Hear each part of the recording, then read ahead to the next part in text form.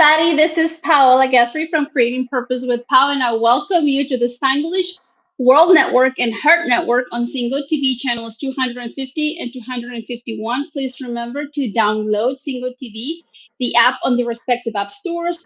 When you download it, rate it. Singo TV is totally free. You can find it in Google Chromecast and Amazon Fire TV Stick, Roku Stick, and all smart TVs from 2016 and forward. Thank you all so much for being here today, because today in the house we have a very special guest. His name is David Maples. He is a mental alchemist who uses mindfulness, and I welcome you to the house, and I appreciate you being here and saying yes. Yes, thank you for having me, Paula. Oh, you're so welcome. Please share with us what is a mental alchemist.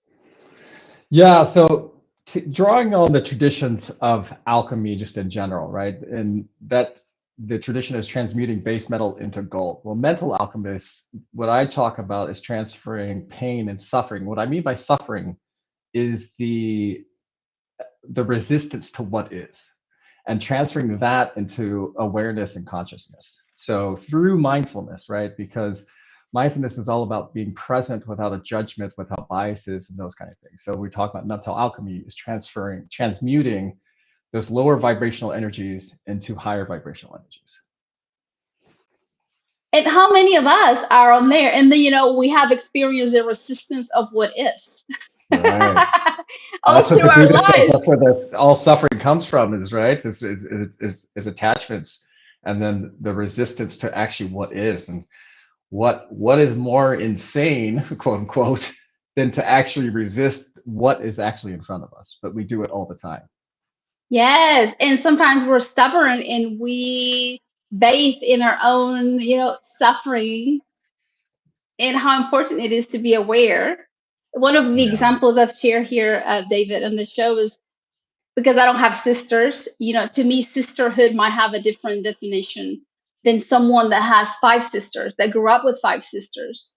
Sure. Maybe to me, I'm stuck to the idea of this is what sisterhood is to me. But if my best friend does not follow the guidelines of what sisterhood means to me, then I'll be in pain all the time, right? But if I Yeah. learn to understand what the definition of sisterhood is to her, and then together we can learn to have a good time if we value each other's friendship. Same thing with a marriage, like Sure. For sure. here we go again. It's like sometimes we're stuck and it's like it has to be this way because that's how I grew up.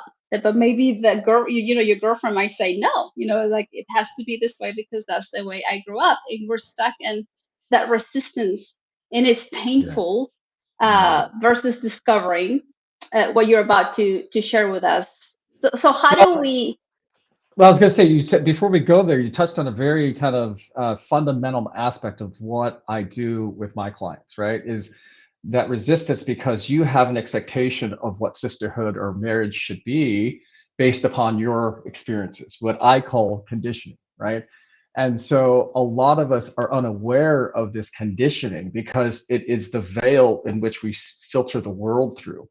And so since 95 cognitive or neuroscience tells us that 95% of our cognitive activity is below the subconscious, below the consciousness, right? In the subconscious world. So our conditioning, that's where our conditioning lives. So to your point, if you've got a definition of sisterhood or marriage that has been formulated usually from like 0 to 10, we're very young, then we project that idea out into the world subconsciously, and then we run into somebody that doesn't share that same view. That's where the resistance is. That's where the quote unquote suffering is, because now here we are expecting a situation to arise as we've been conditioned to believe. Then we meet resistance, and then that's where we say, oh, I don't like this. It should be a different way. So we're resisting reality, and that's where our suffering. That's what I mean by suffering. I mean, because there's that famous quote where pain is inevitable, but suffering is optional, right? So the physical pain of something, I'm not saying that that's not the reality. It's the suffering that we create around what we think should be and what actually is. So that's I love that you started with that, because that's where I start with all my clients, is in the conditioning. It's having awareness enough to break through, even to understand that you're filtering everything through conditioning. And so that's why I say most people are reacting to things rather than actually actively and consciously choosing something. So it's a great place to start. Yeah, thank you. And I'm going to share this for our beautiful audience who are parents. Like my son's birthday, one of my son's birthday was May 31st. Okay. And we had, we had to, we were planning to have a sleepover, like it had to be during the week or something like that. So it's our options were limited, and just to say. So whenever he finds out some of his friends have summer school, they could not Mm, spend the night during the week. So he comes to me, and here we go. The pain and frustration. You could see it in his eyes, and his tears, like were dropping. I was like, okay, like because I know this. It's like, okay. I said, well, can you find three solutions? Just think about three solutions that we can come up with to continue to celebrate your birthday the way we were planning to, but maybe at a different time. So sure. here, it's like here's where we are aware. And in this case, I was aware because I'm the mom and I have the experience. And we were able to turn that pain and suffering within like minutes. Figuring out the Yeah. possibilities of how that we can continue to celebrate, have these friends over, but at a different time. Yeah. And yeah, so I cannot wait for you to teach us, because we can not only implement this in our personal life, but also with our loved ones. We can also help our loved ones with these tools. Absolutely. Well, and I think Yes. you touch upon something that I really am passionate about is that relationship with parent and child, right? Because how many of us wish we could go back in time with the knowledge we have now, right? And educate our younger selves, or pass on wisdom to our younger selves. Well, I assert that's what parents get to do with their children. It is a copy of you in the younger version. So you get to bestow all your wisdom and knowledge to this younger version of yourself in real time. So while it's not you, it is a copy of you that you get to mold and shape and treat as if you wanted to be treated at that age. And that's where we start to break that conditioning and raise that awareness, is instead of passing along the conditioning that we were brought up in, it's like, wait a second, if I was, how does your son get 12? 12. He turned 12. Right. Yes. So at 12, how would I want to be treated? How would I want to be seen? How would I want to be heard? How would I want to be cared for, versus just passing along the conditioning that we have been brought, that we were given at 12 years old, which may have not come from the most empowering place. Because if you think of our parents' generation, right, a lot of them were raised in an environment of fear and scarcity, where it was literally, you had to fight for everything you had, and you had to keep a hold of everything you had, because it might have been taken away from you at any moment.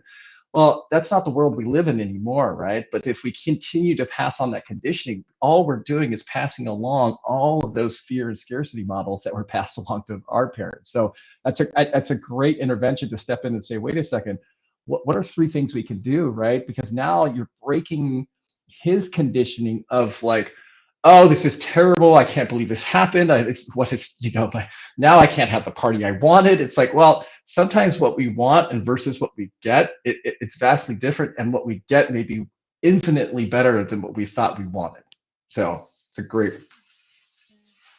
Yeah. So please dive in, get pencil and paper, because I'm ready. Yes. So, Okay. so share with us, the five foundations that Yeah. it would take us from that suffering to that time engagement. And I cannot wait to dive into the time engagement.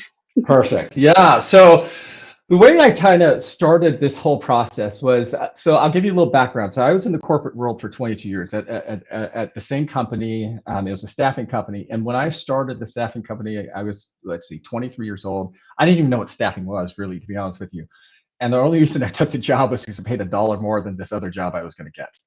And then fast forward 22 years later, 15 different roles. I was a VP, and I was in a position where I was asked, what is it you want to do? And I was like, that kind of froze me, because I had been there for so long. I had tried all these different roles. I didn't really have an answer.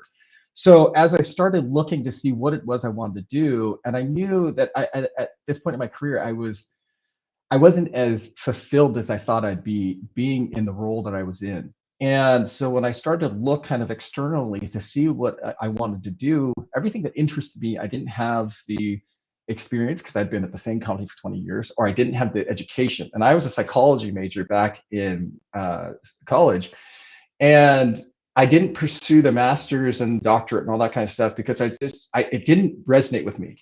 And so when it came time to seek what I wanted to do, I stumbled upon coaching. When I say stumbled upon coaching, I was kind of searching different jobs and kind of what it was interesting me, and coaching kept popping up. And so as I dug in a little bit deeper into coaching, I was like, I think this is what I was looking for in college, but it wasn't really available because back then it was like Tony Robbins on info commercials talking about how to better your life and those kind of things, which was great. Don't get me wrong. I love Tony Robbins, but I didn't know what the heck he was doing at the time because I was only 22 years old, 23 years old, didn't know. So when I made this jump, it just coaching made sense to me. And so I went through my certification program with CTI, which is a great program, and got the certification also through ICF, which is the International Coaching Federation. So with those two kind of certificates in hand, I went out to the world and said, okay, I'm a coach, I'm ready to go. So I stumbled upon mindfulness as well, and I had never had a meditation practice. And what really got me into it was the book by Dr. Joe Dispenza, was Breaking the Habit of Being Yourself. And in the back of that book, it has this meditation practice that he encouraged you to do for 30 days and stick with it. And I had never done a meditation practice. So I started it about 2 years ago on my birthday. So it's been about 2 years now where I meditate probably 6 times a week now, so pretty regularly. And so as I started doing these meditations, I started to kind of unlock all these inner thoughts and beliefs, and most of them which were self-limiting, right? So neuroscience says we have about 50,000 thoughts a day, of which 80% is negative. Right? If you extrapolate that over a year, you're talking over 14 million negative thoughts that we have in this. Again, 95% is subconscious, right? So most of this stuff is running in the background. And that's where the first foundation that I talk about is conditioning, because it all starts with our conditioning. And I love to say your condition is a result of your conditioning.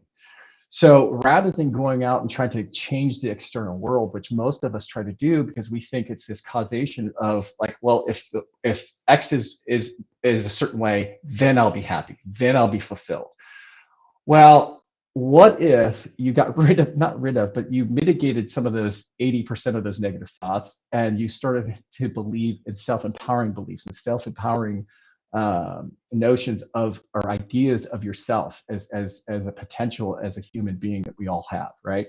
So once I started kind of really diving into this, and really, I think in the last probably 6 months to a year, I started really diving in and really started writing every day and researching. And I was reading a book a week about just different topics and everything else. And so I saw these common themes throughout all of these. I maybe self-help books, sure, but it'd be like books like Atomic Habits or Rethink or Drive, which were kind of like focused on how to create a stronger mindset, more kind of in the business world. But then I started going into the spiritual side of things as well. And Dr. Joe Dispenza does a really good job of mixing the spiritual and the science. And then Eckhart Tolle is another person that I really love, because he's more on the spiritual side and talking about awareness and being present and those kind of things. So the first foundation that I really latched onto was the conditioning, because I realized how much that impacted everything in my life, of how I viewed the world, how I interacted with the world, how the world appeared to me, was because of my conditioning. And so when I started diving into this a little bit more, to give you a little bit more background, I was adopted from Korea when I was about 4 years old. My brother was 10. Prior to that, our birth father was very physically abusive, and I had the scars to prove it when he came over and all these kinds of things. And then my adopted dad, he believed in corporal punishment, right? This was the late 70s, early 80s. So if we did something really bad, we got the belt, we got the switch, we got all these things, right? Nowadays, it'd be considered child abuse, but back then it was just discipline. So it was like, it wasn't a big deal, it's just kind of what we did. Well, as I started digging into my conditioning, I realized how much of my filter was based in fear, but didn't really realize it, because if you knew me, if you talked to me, I wasn't a fearful person. I wasn't somebody that cowered in the corners. I was pretty extroverted as far as when going out, but the filter which I saw the world was always this kind of cautious protective mode, because it was based in fear of, if you do something, if you step out of line, you're going to get whacked, right? Either metaphorically or literally. So that was the first tenet I really started diving into. And once I understood how much fear was ruling that, and it filtered how much I viewed the world, then it was the next foundation I dive into is awareness, right? Because once you start breaking into that conditioning and you raise your awareness about that subconscious level thinking and the negative thought patterns. And so let me step back. Can I ask you a question? Okay. And this is just pop up because I talked to a mom who adopted some beautiful, set of siblings, and some of them had to work through trauma through their teenager years. Did that happen to you? Did you have some sort of awakening, or did you have some sort of, you were trying to supplement a certain trauma during your teenager years? No, for me, it honestly, it didn't really hit until I left my corporate job, because it was growing up. My dad was so strict. He was an ex-military person, so it was, if you didn't follow his rules, that was it, right? So, for me, I just did what I did because that was just what I thought I was supposed to do. Right? You were expected. You respected him so much, and well, respect and a little bit of fear, right? Because of what would have happened. But yeah, but ultimately, I was a good boy. I did all the things I was supposed to do. I went to college and got my degree, got a good job, bought a house, got married, did all these things that I was supposed to do. And then once I kind of stepped away from the corporate world, I got divorced in 2015. And then stepped away from the corporate world in the middle of pandemic 2020. So those two kind of major life events, I think, was what led me to this revealing. But it was always in the background of my mind. It was like, gosh, there's something more. I feel like there's something more that's out there. While I was outwardly successful, inwardly, I wasn't fulfilled. And I couldn't understand it, right? Because I checked off all the boxes that I was told to check off, but yet I was still left lacking. So for me, it didn't really happen. And everybody's journey is different, right? So for me, I was so conditioned and so in the world of fear and lacking and scarcity that I didn't even know to question it until later on. And that's, for me, was kind of the big, like, oh my goodness, I've been living with this filter for so long.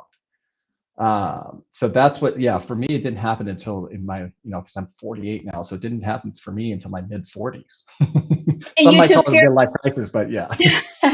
And you took care of your dad. Well, he was sick, right? Yeah. So in the last 6 months, my dad was diagnosed with stage 4 bladder, liver, and bone cancer in early January. But before that, he and my mom moved in with me because they were an hour away from healthcare, and I was an hour and a half from where they were going. So I said, why don't you move in with me so we can be closer to healthcare? And he ended up passing away on April 29th. But those 5.5 months that I had with them living with me, as I got to establish a brand new relationship with them that would have never happened if it weren't for the situation, right? So I got to have these conversations with him, and one of my favorite conversations I got to have with my dad, you got to remember, ex-military guy, very strict, like growing up. And I said, Dad, if you could go back to any point in your life and tell yourself one thing, you have 30 seconds with yourself, what would you say? And I thought he would just kind of blow off the question. And after a couple of minutes of thinking about it, he's like, you know what I'd say, son? It's like, what's that? And he said, I'd tell myself to value myself more. And that blew me away, right? And I said, okay, how old are you when you're telling yourself this? He's like, oh, about 12 years old. I said, Dad, here's the beautiful thing. You're now 84. You can tell yourself this right now, right? Because he was struggling to follow the doctor's orders to drink enough water and keep up his weight and keep his mobility up. And he was struggling. And part of it was because I don't think he felt he was worthy of fighting through this, right? Because if you've had anybody going through chemo and battling cancer, it is the furthest thing from easy, right? It is a struggle mentally, physically, emotionally. So, if you don't feel like you're valuable enough, it's hard to take on that kind of responsibility. And so through these conversations with him, I got a lot of insight into kind of his conditioning, which gave me a lot of insight into my conditioning, because he had just passed on to what he had learned onto my brother and I, and in his own way. Obviously, it wasn't just a copy of it, but I understood it. It allowed me to let go a lot of angst and things that I was holding against them that I didn't even realize, right? So through these conversations, it was kind of like, so that was a great window into my conditioning, which then helped me raise my awareness.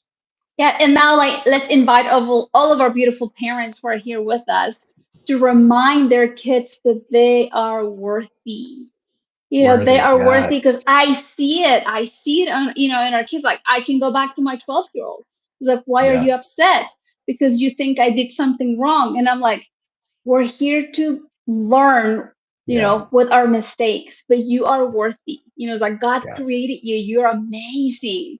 And every time we mess up, we learn from it and then we move on. But it's like, don't take it too hard. It's the beautiful message that you're sharing with us, that, he told himself at 12, he thought when I was 12 years old. How many of our beautiful children need to know that they're worthy, even if they didn't pick up their clothes, even if they didn't do what they told them they should do? They still need to know that they're loved, they're valued, that you love them, and that they're a beautiful creation. So, well, thank you. that's I mean, you're hitting right into flowing right into perfectly into awareness, right? So part of awareness is being aware of the words that we use, not only with others, but with ourselves, right? So when we say things like, "Oh, I'm not good enough for this," or I'm not worthy," or we may not say those things directly, but it's this underlying current, right? And so, and then even when we talk about our emotions, right? "Oh, I'm depressed." No, you're not depressed. You're feeling like you're depressed. You're feeling these states, but that it's not who you are, right? But as soon as we attach these emotions to who our identity, right? Then we get stuck in that identity of depression, of sadness, of loneliness, or whatever the emotion is. Even on the positive side, "Oh, I'm happy." No, you're experiencing happy. You are not happy. You're experiencing happy, right? So because and so that's a big distinction in understanding, because I love the quote. It says words are not only descriptive, but they're also creative, right? So by you saying "I am happy" or "I am sad," you're not only describing your state, but you are now creating your state, right? So that's a key distinction to remember. It's like, once you identify yourself to a certain state, to a certain thing, to a certain place, you're limiting yourself, because now you've identified yourself as that one thing or those two things, and now you're closed out to every other emotion that's out there, right? So when you say "I'm feeling sad," that hits so differently than "I am sad." And we as society only choose like 5 different emotions, I believe. If correct me if I'm wrong, but I think we use happy, sad, angry. I don't remember the other 2, but it's like we're very simple, and we have so Limited, many, yeah. we have so many emotions to choose from, but whenever our vocabulary only chooses like 5. Yeah. Well, there's 5 main ones that we kind of associate with, right? And then there's ancillary ones that are more nuanced, I guess. But yeah, for the most part, and I think it's a sign of kind of how we are as a society, is we want to label and categorize everything. It's like, holy cow, we don't have to do that. And by the way, it's such a fleeting state. It's like, what makes us so compelled to identify to a state that can change in a moment, right? It's like, so that's to your point. That's a form of alchemy, is right? You're changing. When your son was talking about having that birthday party and he was so upset, and he was like now able to switch it, that's a form of alchemy. You took a situation where he was suffering because he wasn't able to, like, accept what was real. So he was suffering. And now you say, well, let's come up with 3 different ideas. Well, there's a change in there that is very subtle, but how profound is that in the long run, where now next time he runs into a situation, rather than kind of spiraling in and saying, oh, I can't believe this is happening, it's like, why me, or whatever else that we tell ourselves, we go, well, wait a second, if I come up with 3 different things, then I could have what I wanted, and it may even be better, right? So that's a form of alchemy that we're talking into. So that awareness is that key for me, is part of it, is the language that we use. Once you start really monitoring the words that you use, not, like I said, not only to others, but with yourself. And that's where mindfulness comes in, is how much can you recognize the ideas and thoughts that you're talking about and telling yourself without judgment, right? Without any kind of biases, without any kind of judgments, to be able to sit back and really kind of ascertain what it is, what story are you telling yourself on repeat mode. Yeah. So going back to like creating with our words, like let's go back to say, it's like, I'm happy. Like if I'm experiencing happy, if I say I am happy, and then I didn't understand what goes after that. Yeah, well, so when you say I am happy, that is you're identifying as happy, instead of I'm experiencing happy, where that is, it's not you that is, you are not happy, right? You are you. I'm creating I'm choosing. Right. It's like I am like I choose a lot of the times to be grateful. Like, like I'm grateful, I'm grateful and joyful for this. Like, thank you. Even in my, small meditation where it's like, thank you. Thank you, God. Thank you, God. So I guess you choose, okay. Well, but to your point though, even though you're saying I am, and those are very high vibrational states, right? Gratitude and joy, those are high vibrational states, and we all want to experience that, right? But we are not those things. We're not joy. We're not gratitude. We can express gratitude, we can experience joy, but as soon as we attach ourselves to any state of emotion or any label, like when we say, if you say, oh, I'm a host for a show. Well, no, you are a being that hosts a show. You are not a host, right? Because what were you before a host, right? You were all, you still all are you. But when we attach ourselves and say, I am X, Y, or Z versus I am feeling, or I'm experiencing, or I am, or instead of saying I am, is saying I experience X, Y, or Z instead of I am X, Y, or Z, right? Because you are not a host. You just host a TV show. Okay. You see the difference? Yeah. Okay. So you get to create the experience with the words. Is that you're describing the experience versus who you are. okay? Right? When you say I'm happy, you're describing you as an entity versus I experience happiness. Because now, look, you're not attached to the situation or the idea of an emotion as being I get it. I see. I know what you mean, because I read the book called The Untethered Soul. What is that? Great, thanks, yeah. Yeah, I get it now, because you are supposed to, like, let it pass, like the wind. Even if it's good or bad, you let it pass so that you can continue to enjoy every moment of life. I get it now. Okay, I get it. So so our beautiful audience, for some of you that might be like, well, what is he talking about? Well, in life, if we learn to let things pass by, we were able, through science and research, and there's books out there that shows that we get to enjoy and live life at a higher potential, higher, energy. Like, yes, it's like, I'm here, I'm grateful. And it's like, if my kid kissed me this morning, and here we go, here's a good one. Like, my daughter yesterday told me, you're the best mom ever, and for a moment I doubt it, and I'm like, don't doubt it, just enjoy it. So I enjoyed it. And then through the day, that phrase came to me, but then it's like, I let it go. It's like, it was just a moment.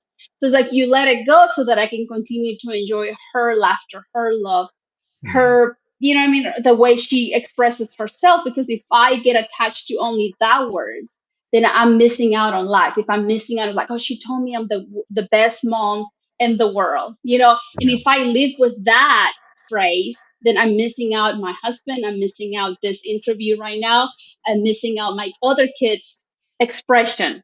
So I mean, that's my interpretation, and correct me if I'm wrong. Well, no, that's perfect. And the other aspect of that is you don't allow for every facet of being a mom, right? Nobody is the best mom in the world all the time, right? Yeah. We're emotional, we have our ups and downs, we have life that gets in the way. So if you attach to I'm the best mom in the world, it adds kind of this pressure of like, oh, now I have to be the best mom all the time. So if I can't say this, or should I say this? It's like, no, you're just a mom, and your expression of being a mom in that moment is the best that you can be in that moment. Because look, our best isn't always the same. And this is what we walk around with, this fallacy of like, I have to be my best today, and that means I have to be 100%. Well, sometimes your best is 40%. Sometimes your best is 10%, right? But that's the best that you could be right now. But when you attach to this any label, right? But most of us, unfortunately, attach to these labels, or I'm not this type of person. I'm not a technology advanced. I'm not an extrovert. I don't like to do this.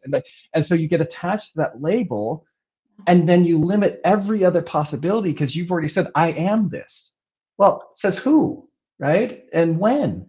So that's the whole key, is like it's understanding that it is a fleeting moment that doesn't define you. It's just your experience in that moment of being you in that moment. I mean, it sounds so esoteric, but it's like, but that's it. Once you could get past the idea of anything as being a lasting impression of you, is because everything is fleeting. In our thoughts are fleeting, our emotions are fleeting, our experiences are fleeting. So the only thing that we have to be able to focus on and hold on to is right now. And so how often has the great mom in you also become the frustrated mom, or the upset mom, or the whatever mom, right?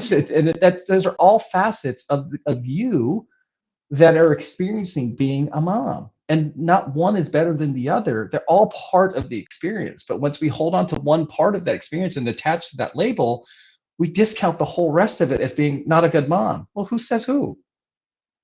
So Yeah, yeah. thank you. Yes, thank you. Because sometimes, how many of you right now in the audience might be dealing with, oh, she told me I was incompetent, or she told me I didn't do a good job, and that was 10 years ago. You're still get a Yeah. hold of it, and Yeah. that's what awareness is. Oh, I'm holding this. You know, just let it go. Let Yeah. it go, so that you can continue to, you know, experience the beauty of life. Because sometimes we just look at this, you know, like we look at, oh, they told me I wasn't enough, but then you don't see the beauty of you on the other Right. side, because you're just looking at what they told you, and you got a hold of Right. it, but you have to just learn to let it go, like the wind. Yes. Yes. Thank Yes. you. So the next, like, so we go from the conditioning, then we start to break into that awareness, and the key part, from like I'll say it again because I think it's so important, is our words, right? And then from there, those we start to understand our beliefs. And I don't mean I believe in Bigfoot, or I believe in aliens, those kind of things, right? I'm talking about our beliefs of our core self, right? Of how, are we worthy? Are we good? Are we capable? Are we smart? Are we not? All these things that run in the 95% of the subconscious, right? That have us react to the world according to our beliefs. And so once you start breaking into the awareness, then, or once you start raising awareness, then you start to raise your awareness into your core beliefs.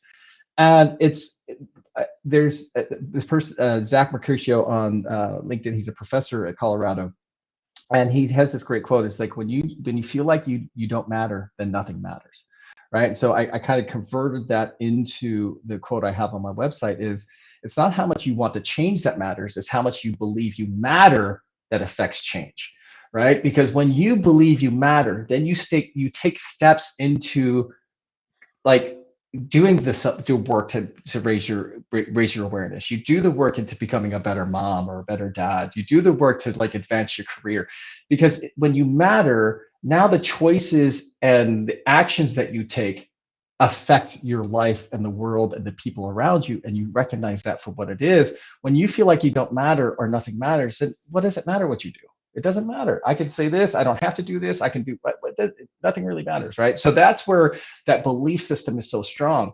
And if 80% of our thoughts are negative, most of us run in this belief system that we're not enough, we're lacking, that we're something missing, right? Because it comes down to our conditioning, where how many of us have been told, or how many parents do this now, is like, listen, child, when you do X, Y, or Z, then you'll get this, right? When you get good grades, then you'll get this. When you do your homework, then you'll get dessert, right? And so what that's inherently telling children is, I am not good enough right now in this moment as I am to receive love, acceptance, whatever it is. I have to do X, Y, or Z, or be X, Y, Z to receive that. And so that's where our belief systems start to get created. And that's why I take that 0 to 10 age, right? Is our belief systems get created at a very early age. And then here we are as adults running these belief systems that we've had since very young children. So that's why they're so hard to break. And that's why they're so hard to even recognize, because we've been running that belief system for so long. And so that's where mindfulness comes in. It says, okay, how can I step back from this and really see what my belief systems are from an objective point of view, right? Without my biases, without my judgments attached to them, right? So that's where we start. So once you get through the conditioning, get to a little bit more awareness, then you start to go into your belief systems and really see how that affects the world that you're creating literally around you. Yeah, right? and there are ways to break through your limiting beliefs. I'm proof of it. I thought, that my English wasn't good enough, so I had to be quiet. I would not speak. I would try to hide and like just don't see me. Of course, I had a trauma with thinking I could be deported long time ago. So that also added to it. So you can break your limiting beliefs, because look at me now.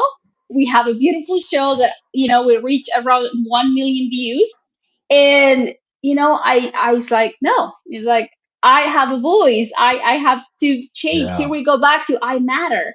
And because I discovered that I matter, how many Hispanic girls are out there thinking that their English is not good enough, that their Right. education is not good enough.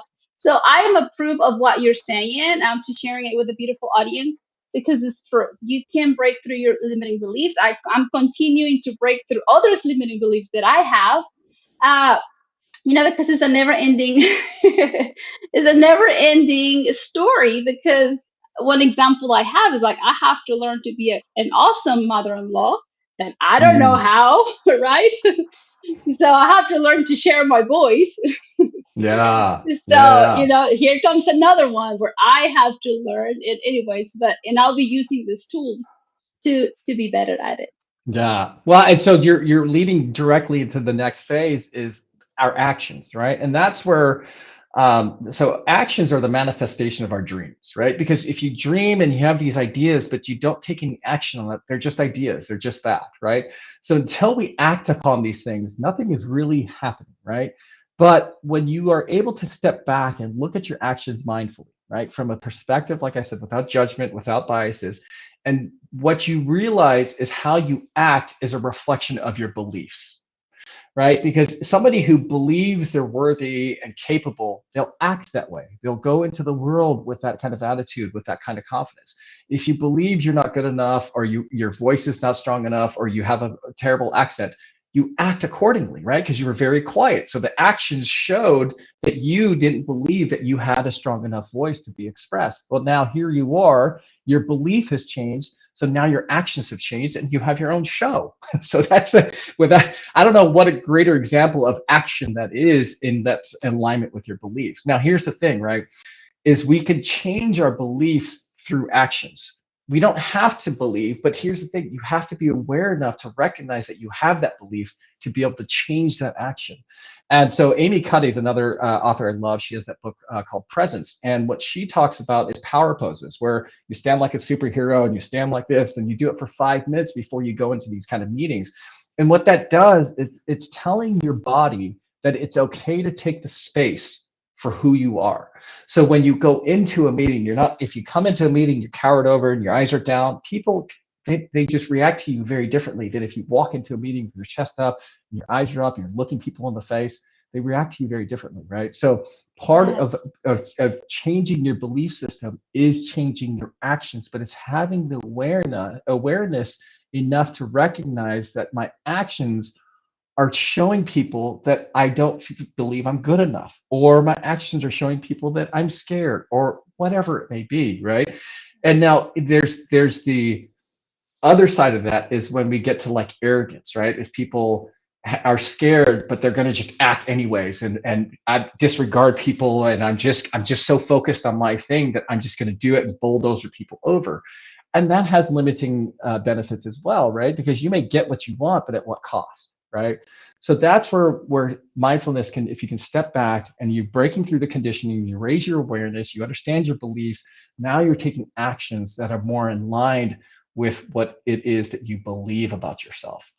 And so that's where I think a lot of people get stuck, myself included, was you get to a certain place in life and you feel disconnected, you feel out of alignment, you don't feel fulfilled. It's because, well, if your actions are telling people that you're not worthy or you're not good enough, but then you have this sense of belief like, no, there's something more out there, there's something going on, there's this disconnect that starts to happen. And that's where the suffering is, right? Because we're not accepting what actually is. So that's where we start to like, it starts to really kind of boil down. It's like once you get to breaking through that conditioning, raising your awareness, you get to where's your beliefs, and then you start to see your actions. And then that's, for me, is where I move into this time engagement versus time management. Can I go back to actions just for a little bit? Okay, because sometimes whenever we take the courage and we become brave, then because we're humans and we're conditioned to look for acceptance, sometimes those actions don't align with the acceptance and that connection for those that you love, because they were like, what happened to her? What happened to him? He probably hit his head. That's not the David that I knew. What is he talking? How's he losing his, like walking away from a 22-year-old job experience, and then like, wait a minute. So some people might not, go with, cheer you up for your actions. And I'm here talking from very personal experience. Whenever I began to take those actions, David, I always tried to, because I was scared. I was scared to, to show my voice. I was scared to be on a TV show. I was scared, to do these new things that I felt like, you have to share because there's other girls like you that need it. So I try to always align with love. Am I doing this with love? Am I doing it with gratitude? Is there peace when I'm doing this? It's like, so I try to align with my being my true self, being authentic, but still alive. I mean, I got a hold of God, that I was like, okay, please guide me, because I don't see the acceptance. I don't see, people saying, good job, you're doing a good job, keep going.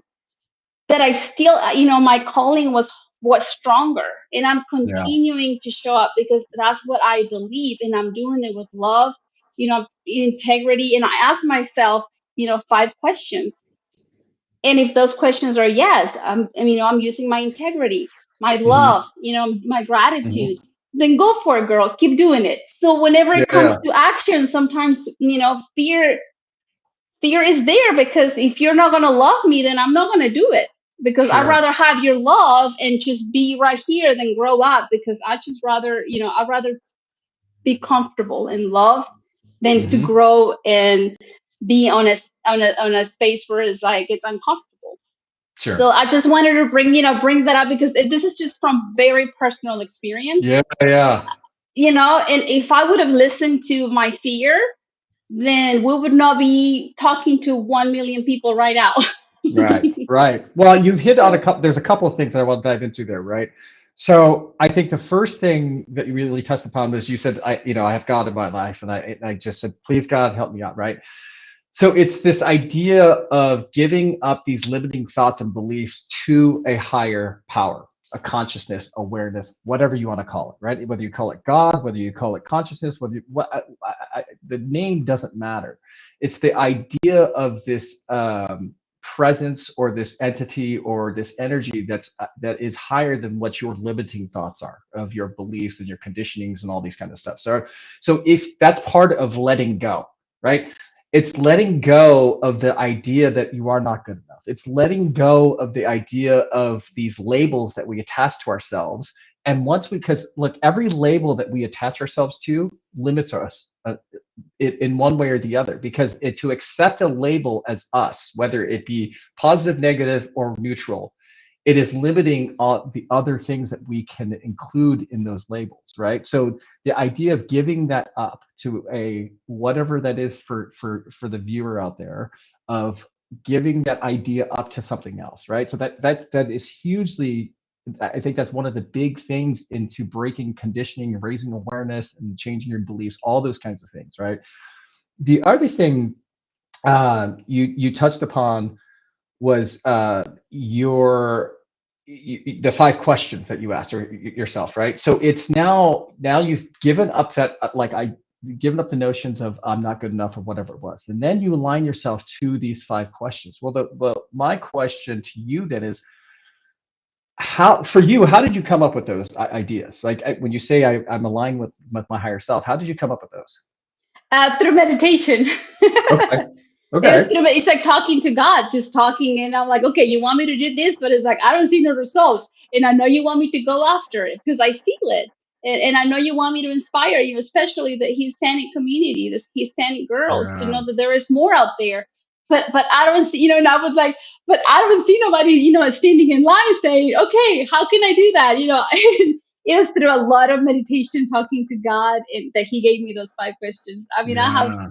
yeah, so that's how. Well, so that's great. So you were able to, in that moment, if you're giving up that label of my English is not good enough, right? Giving up that label allowed the space for those 5 questions to come in. But if you had held on to that idea, those questions couldn't have come in, right? Because there wasn't any space for that. So, like you, when I decided to make this move and I left my job of 22 years, I broke off a relationship at 2.5 years, people thought I was going kind of crazy, right? They thought like, what is happening? Are you sure you want to do this? And, so on and so forth. But letting go of those labels that I had for myself allowed me to have this belief that there is something greater than what I know to be true right now.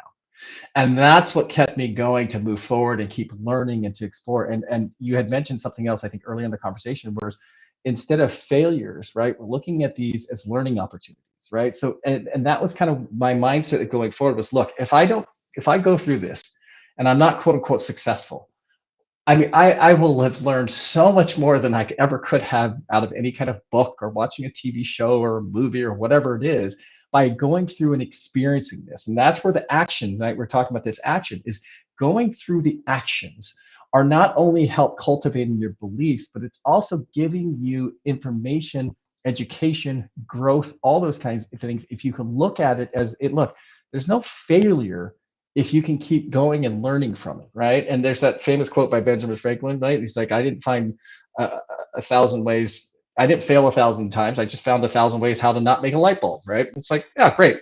Or Thomas Edison, right?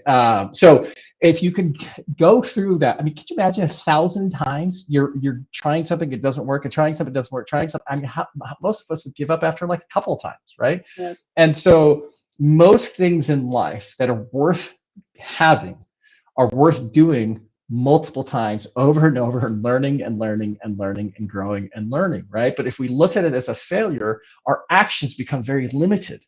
And we can only take, well, if I have to be safe and I don't want people to judge me, then I can do these 1 or 2 things and then I'll be okay, right? But how many people in this world shake up the world by doing things that are not safe, that are risky, that are scary, right? And fear is just on the spectrum of courage. It's just where on the spectrum are you going to, where do you want to take action from? Do you want to take it from the fear side, or do you want to take it from the courage side? They're both on the same spectrum.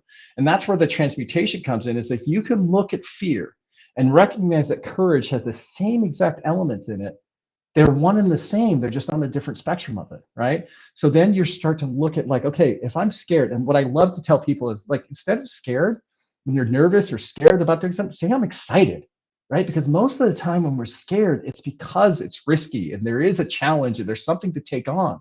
So instead of focusing on just the fear side of the spectrum, if you focus on the courage side of the spectrum and say, look, I'm excited.